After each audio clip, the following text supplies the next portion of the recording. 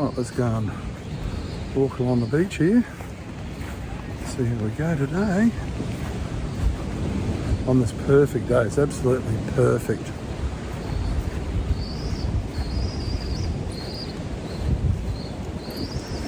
It's funny when you film. When I first started, I was a little bit self-conscious. People thinking, oh, look at this so-and-so filming himself walking along, but they don't understand what you're up to. Yeah, you got to do it. You didn't come here for nothing. You come here to produce a fantastic episode for you guys, and I hope you agree that a lot of people are saying that the quality of the content has actually improved heaps from when I began, which probably would be a natural process as you learn more about the cameras and the editing process, and you know how everything works with YouTube. The only thing I haven't mastered yet is getting 1,000 subscribers and the 4,000 hours watch time. That's but that'll come. I'll never give up. I never give up. That's my problem. I just like a dog with a bone. I'll just keep chewing. Anyway, this beach is looking absolutely glorious again. As I said earlier, I went for a bit of a swim. I've already been down here for a swim, but now we're going to go for a bit of a walk along the Golden Beach. And it's not called Golden Beach, but just the sand's gold. It's absolutely beautiful. And this place, you can already tell, it's going to be populated beyond belief shortly. It's already getting that way. But that's okay, that's fine. That's what we're here for, to see what it's like, the lifestyle. And we've got some Vanlifers behind me. Look like they've slept the night. I might try and get them in shot. I wouldn't sleep near the beach because I think that's a bit red hot, you know. Yeah, that's how you get caught. But I don't know, when you got a bombing old van, I think people sort of want to give you a break, you know. They think, oh well, you know, probably can't afford to stay anywhere. That's what they think. All right, so let's walk along here. Nice little area. So there's plenty, it's well serviced, this place. Plenty of access to the beach. Easy access too, by the way. And you've got this nice little pond for the kids and the dogs to swim in. A heap of pandanus trees, as you'll see behind me. Yeah, absolutely wonderful. And here's where all the dogs hang out down here. So let's extend the camera a bit. We might be able to get a few dogs in the background, eh? Here comes a little poodle running up and down like a maniac. Where is he? He's there somewhere. He's behind me there somewhere. There he is. Yeah, cool, isn't it? Nah, he wants to be on Stay Awesome Vanlife. Absolutely brilliant.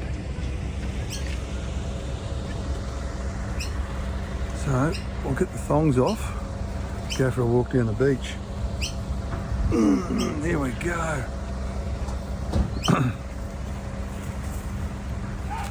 Thongs in hand.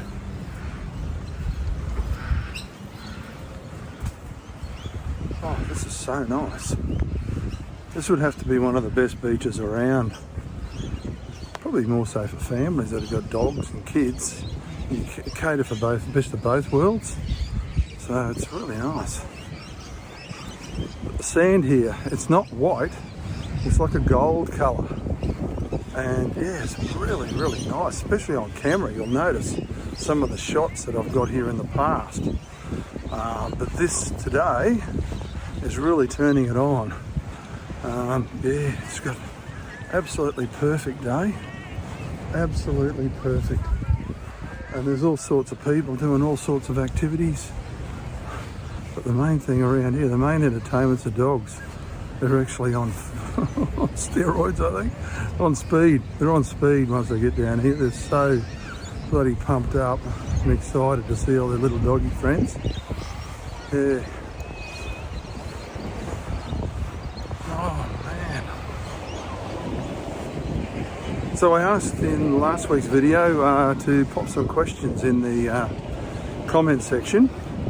Ask anything. I want to do a Q&A video, and yeah, I want to see what you want to know. Best way to sort of gauge an audience is to ask you questions, and you can ask me questions and I'll give you the answers, and yeah, get to know each other a bit better.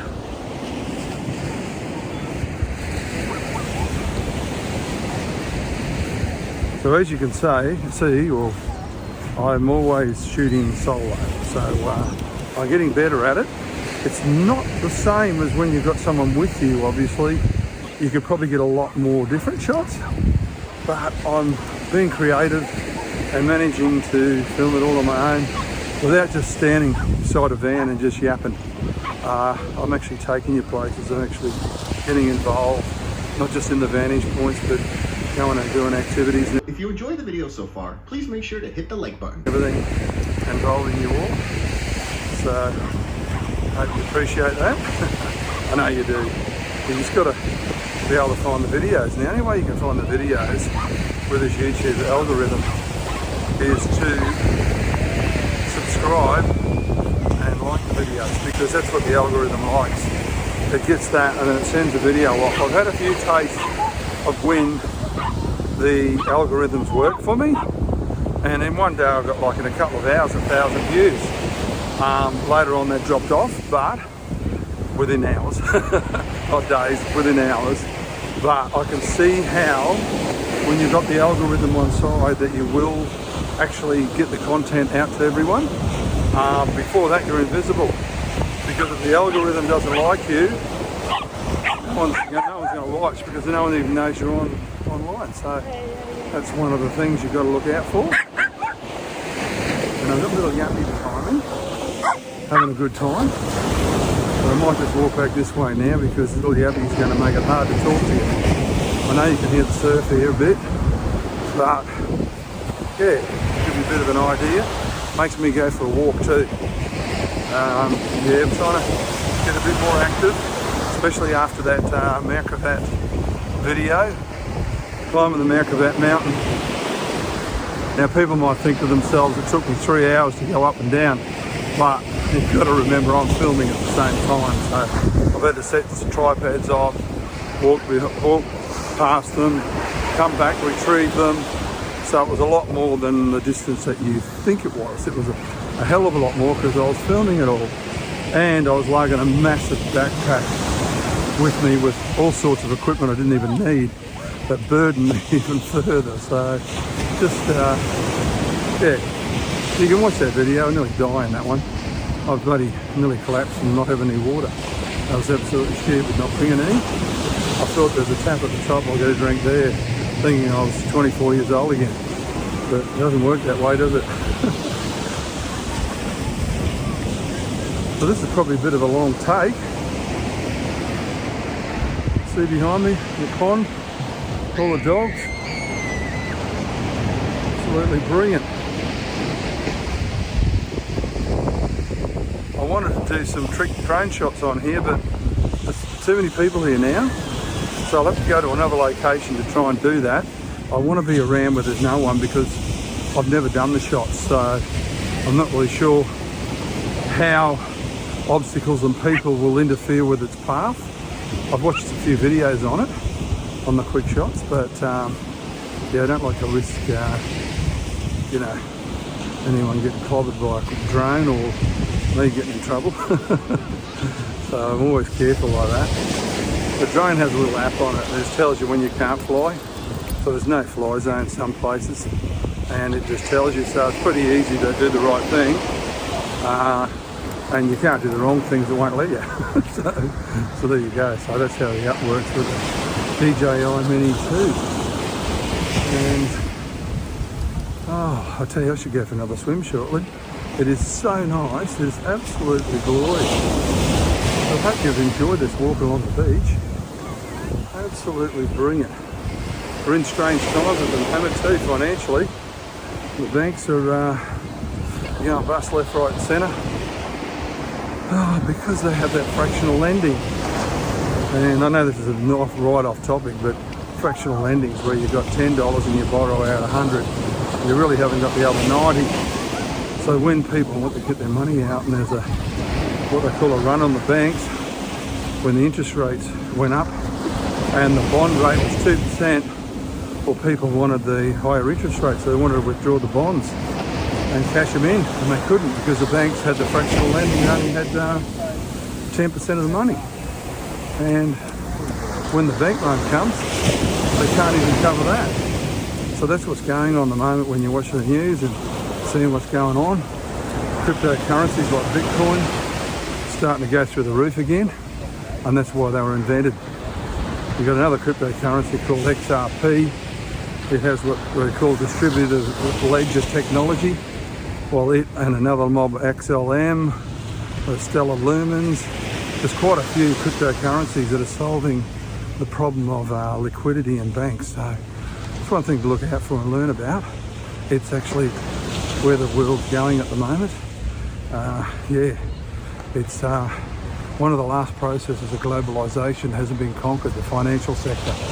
We've done everything else, transport, communications, you name it.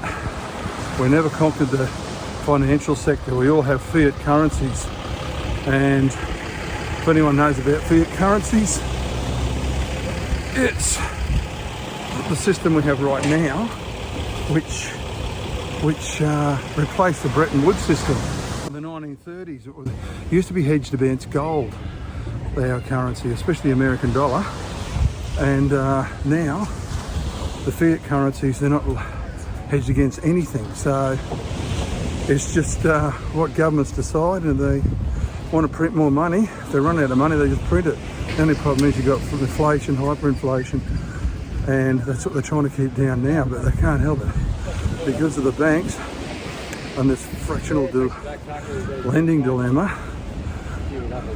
no one can have the liquidity as the banks have been run on by people desperate to get their money out. So keep a close eye on that and learn a bit more about cryptocurrencies. Learn about it because it's the future, and if you don't know about it, you're going to be left behind. I'm telling you right now. This is probably the biggest opportunity of a lifetime at the moment. That's my little bit on cryptocurrencies, but I'm telling you now, if you stick to the ones in the top 20 at this point in time, not financial advice, but I think you won't regret it. And Bitcoin, you might think it's expensive now, you'll think it's over the moon in a few years. You've got no idea where that's coming, what's happening with it. There's 21 million Bitcoin ever possible. Every 4 years, the mining of that Bitcoin, the difficulty is increased by 50%. So the supply is dwindling all the time. People have lost their Bitcoins, people have had their wallets, lost the passwords, you name it. So there's less Bitcoin than 21 million, way less. So if you want something to invest in the future with, and again, not financial advice, but probably the best advice as far as cryptocurrencies go, the grandmother of them all, Bitcoin, and maybe number 2 would come XRP. That's in my thoughts. Other people have other ideas, like XLM's not far behind, which is Stellar Lumens, which does virtually the same thing as XRP, because it hasn't got all the agreements with all the banks. Anyway, XRP, check it out. It's called Ripple, the parent company, and the token is called XRP, ticker XRP on cryptocurrency exchanges like KuCoin, CoinSpot, Binance, you name it. Check it out. Do yourself a favour. Stop yourself from working all the time. You'll never ever earn a fortune working, I'm telling you. You've got to invest.